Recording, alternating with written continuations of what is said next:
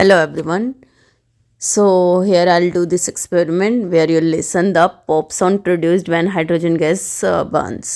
यहाँ हम देखेंगे कि हाइड्रोजन गैस फटफट ध्वनि पॉप ध्वनि के साथ जलती है। तो एक्सपेरिमेंट स्टार्ट करने के लिए हमें यहाँ पे मैग्नीशियम रिबन चाहिए, wooden stick, spatula, dropper, candle, test tube holder और हाइड्रोक्लोरिक एसिड चाहिए हमें। ये सेम एक्सपेरिमेंट हम जिंक ग्रेनुअल्स के साथ भी रिपीट करेंगे। तो स्टार्ट करने के लिए हम मैग्नीशियम रिबन को यहाँ सैंड पेपर से रब करेंगे ऑक्साइड लेयर हटाने के लिए। देन मैग्नीशियम रिबन को यहाँ मैंने पीसेस में कट किया है और एक एक करके ये मैं यहाँ टेस्ट ट्यूब में ऐड करती हूँ।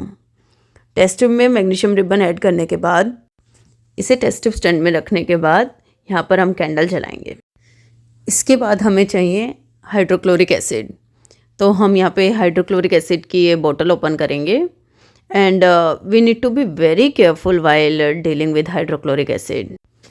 हम यहाँ पर ड्रॉपर का यूज़ करते हुए एसिड को टेस्ट ट्यूब में डालेंगे।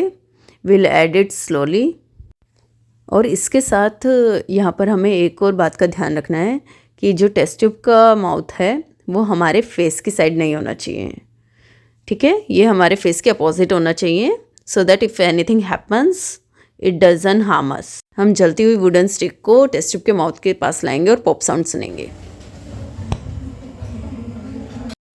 हम यही सेम प्रोसीजर जिंक ग्रैनुअल्स के साथ, जिंक इज़ ऑल्सो मेटल, तो हम ये सेम प्रोसीजर जिंक ग्रैनुअल्स के साथ रिपीट करेंगे।